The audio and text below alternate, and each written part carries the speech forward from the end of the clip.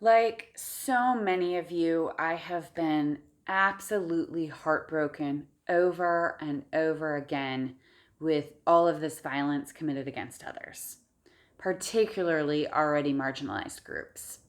I know that this isn't anything new, but it's been much more in our faces with all the access to technology and time on our hands this last year. And by violence, I don't just mean physical assault or killing. Violence exists in our thoughts and our words and all other actions depending on our intention behind them. I think that overall there's this huge lack of respect for diversity, other points of view, and others in general. And I don't know that I have a perfect solution for it, but it did get me thinking about how mindless we can be toward others at times.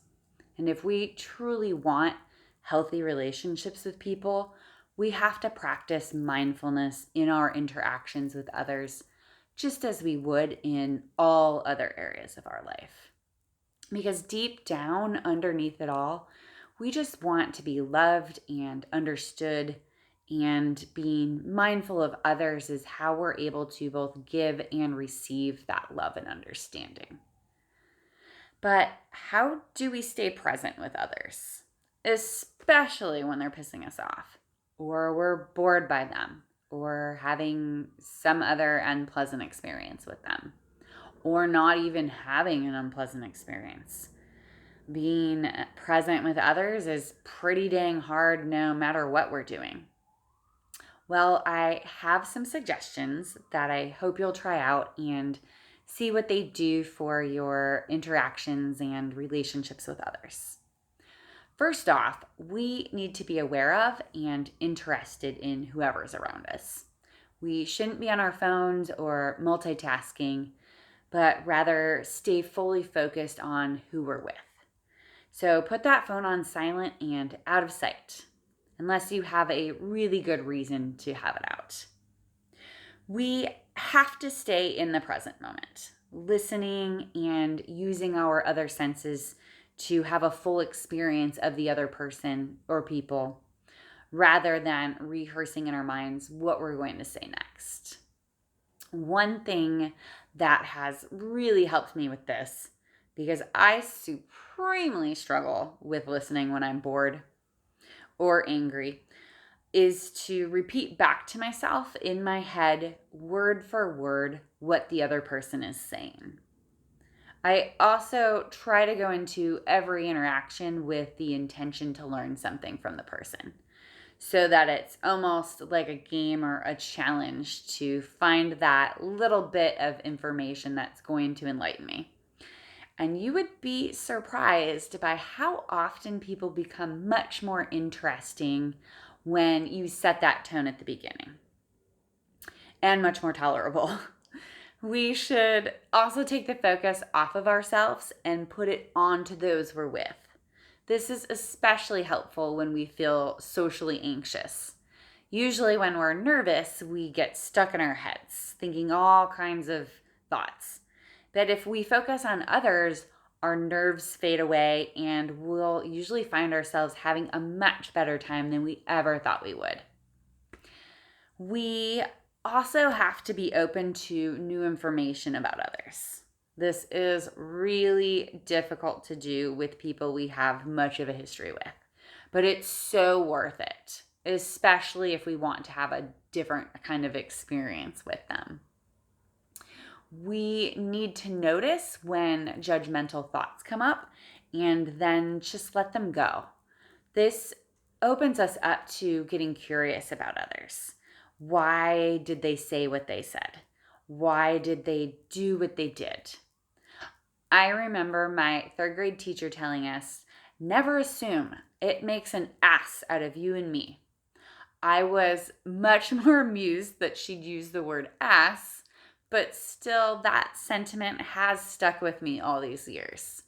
I look at it like pretending to be a detective or a journalist or scientist and try to replace those judgmental thoughts and words with descriptive words instead.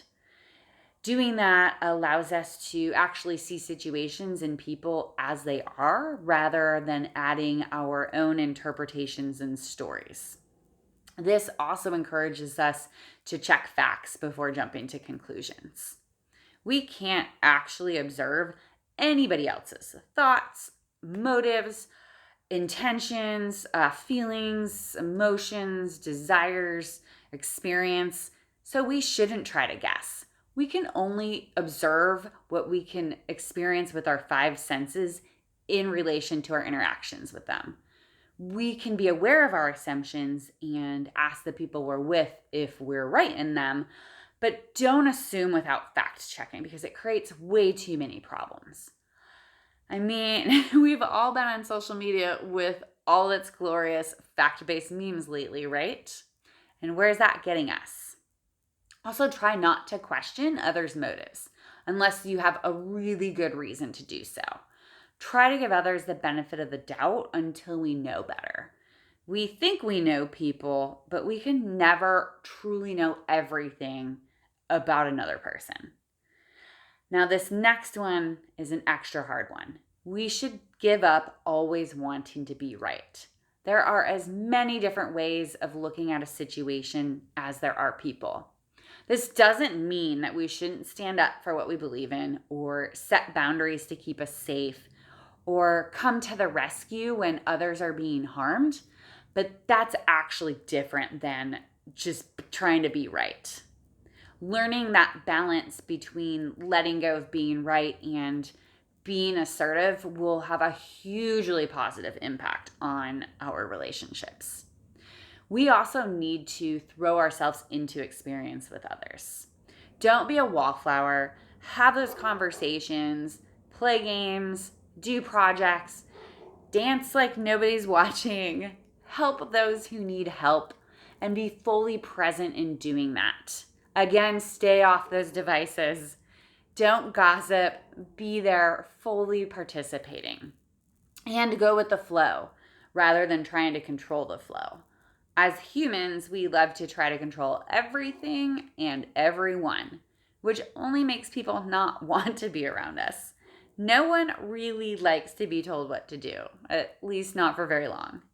That doesn't mean not to ever take the lead or to take charge, but know when to do that and when to allow others to do so. It's like a dance. Sometimes you lead, sometimes you follow. And mindfulness helps us to know when it's best to do either. Again, let me repeat this. That doesn't mean that we have to put up with being treated poorly or violently by others who aren't being mindful, or watch as others are being treated that way. But when we are mindful of what's actually going on, we're able to handle those situations in a much better way so that we can protect ourselves and others and create a more perfect, a more peaceful world as a result. Okay, so maybe I do have the answer. It's mindfulness. And if you would like to learn more about how mindfulness can help your relationships and improve all other areas of your life, like this video, let me know more about what you'd like to see in the comments, and subscribe to this channel for notifications when new videos are posted.